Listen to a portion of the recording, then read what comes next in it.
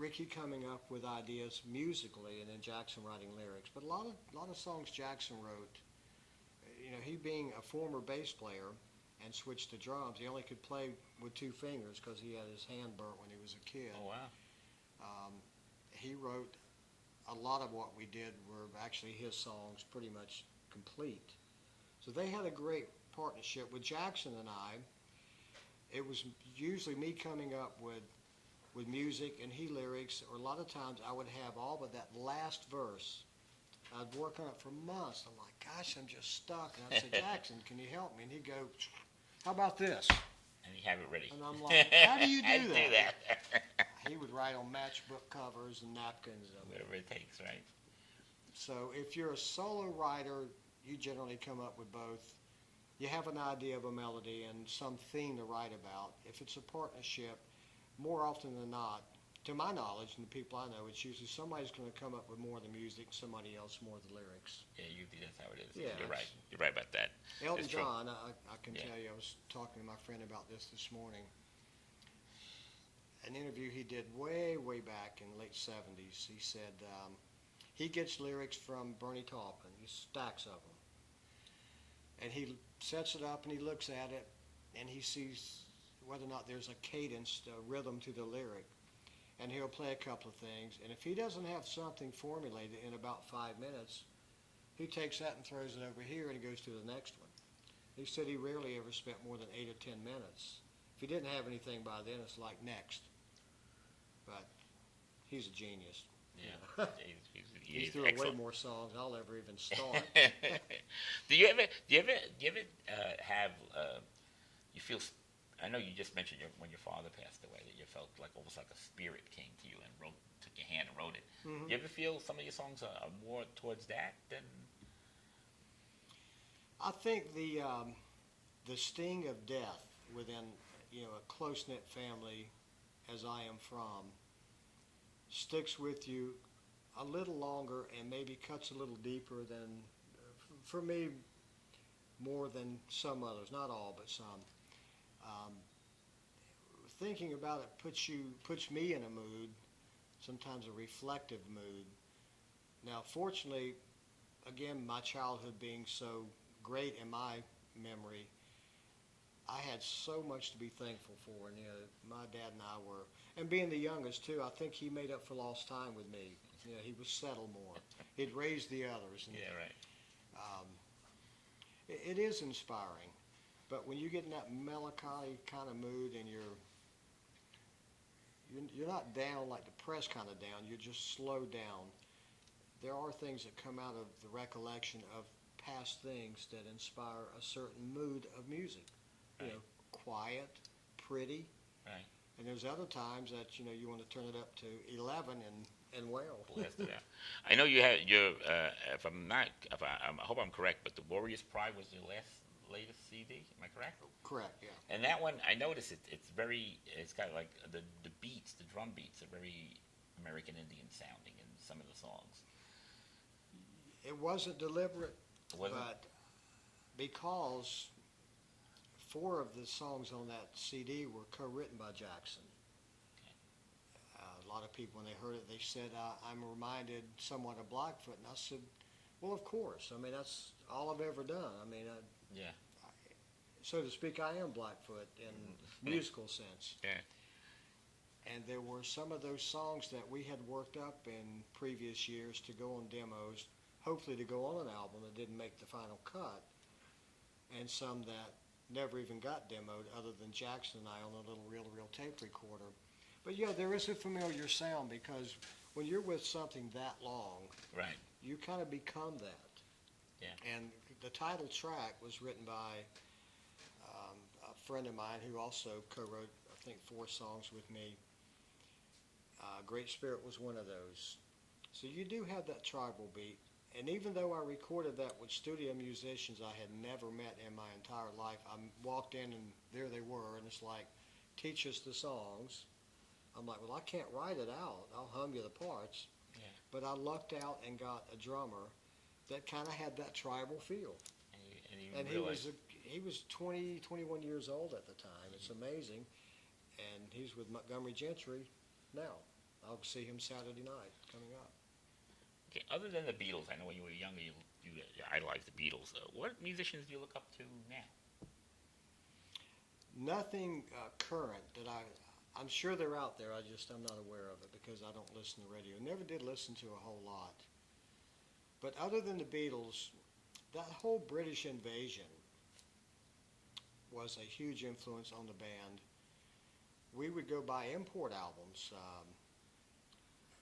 Deep Purple, Uriah Heep, before they ever broke in America, were unknown over here. And we would do a lot of their material back when we were doing 5 sets a night, 7 nights a week. You had to come up with a lot of songs.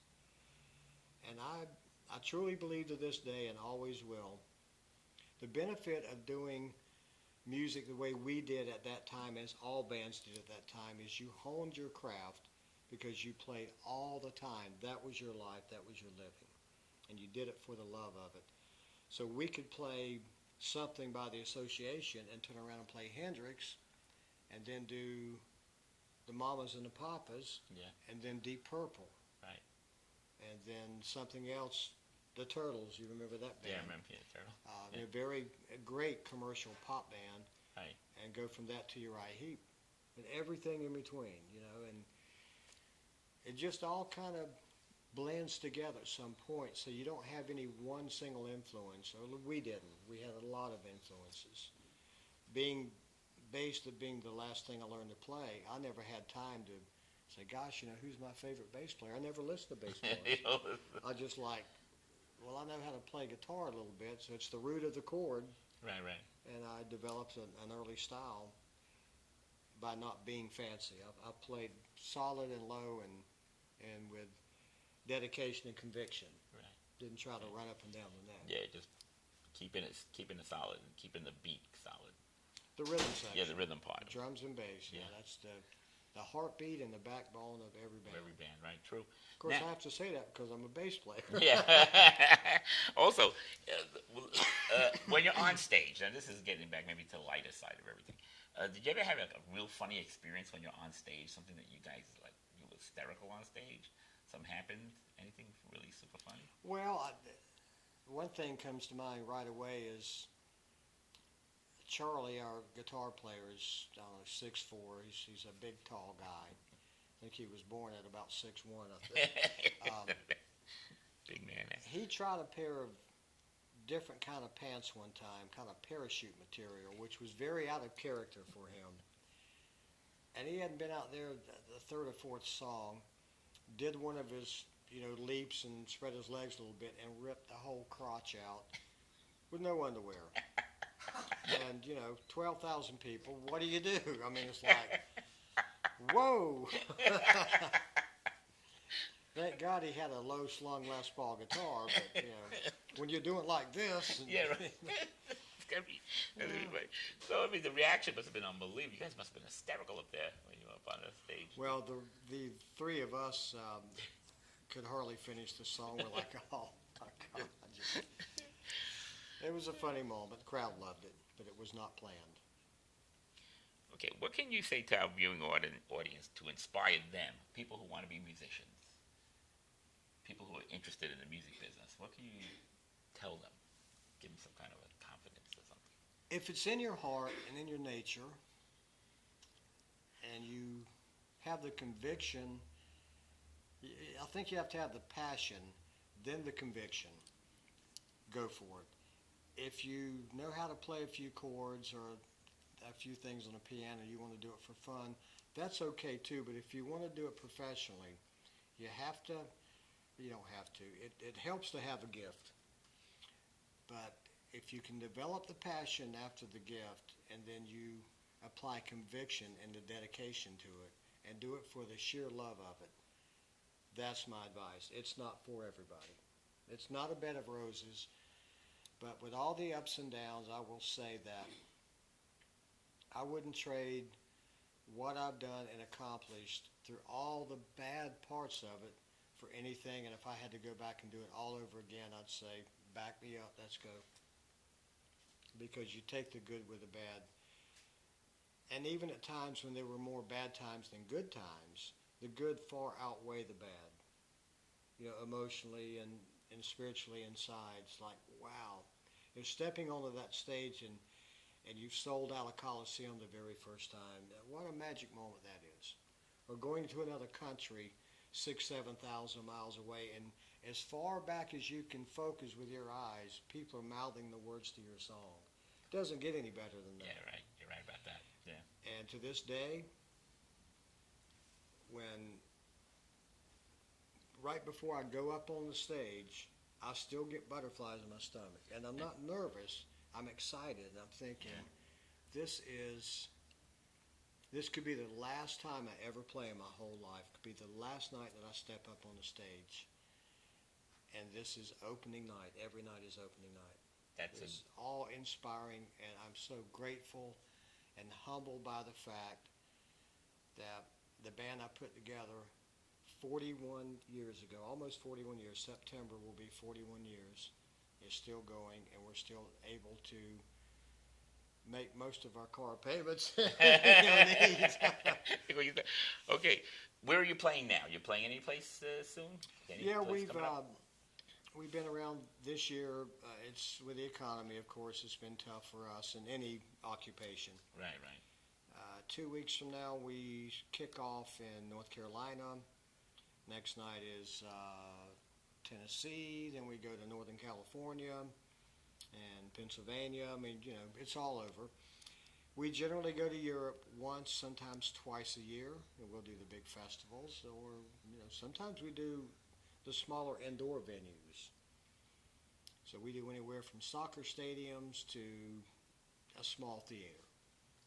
But everywhere, we crisscross the country a lot of times throughout the course of a year. Any tour coming up soon? Any particular name of a tour that's coming up soon that you're in? A friend of mine suggested a term to me a couple of years ago that I really like. It's called circle the wagons. It may be taken more as a cowboy thing than an Indian thing, and that's okay. Right. Like the Outlaws, the band The Outlaws. I went Right. to see them a couple of weeks ago. Henry Paul and Monty Yo are still there. We've been friends so many years, and we talked about, we used to do the Cowboy and Indians tours. The shirts would say Cowboys and Indians tour. And then halfway through it would say, Cowboys so many, Indians so many, and we always kept it pretty much even. So nobody was biased.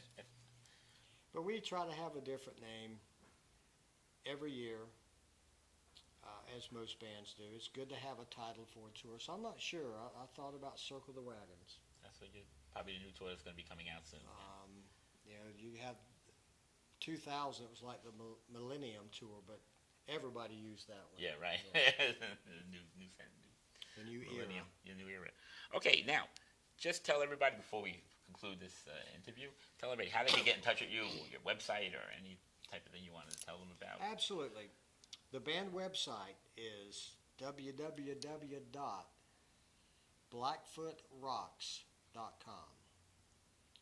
BLACKROCKS. That's simple. Blackfootrocks.com. To get to our tour schedule, you click onto the icon that says concert dates, or tour dates, I'm pretty sure it's called.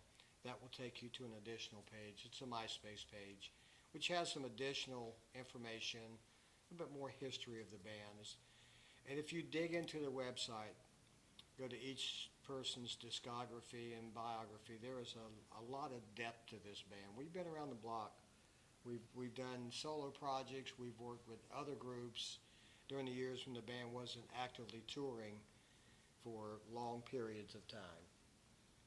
We were in Sweden last year at Sweden Rock, and our guitar player was talking about our drummer, Jackson, who passed away in 2005. Our guitar player is married to Jackson's ex-wife, but they've been married 21 years, I think it is. So we're all intertwined. Yeah. And because we all grew up in the same area of northern Florida. All the bands that are called Southern rock bands, we didn't know it at the time. That label was put on us years later. We all grew up together, went to school or lived in the same area, played the same burger joints and skating rinks and naval bases. So we're all intertwined. It's a very deep, deep history. Well, it was a pleasure having you on our show. Pleasure to be here. Mr. Greg T. Walker. Thank you very much. A legend, and thank you for watching the Music and Entertainment Buzz. Have a nice day. Take care of yourselves. See you next week. See ya.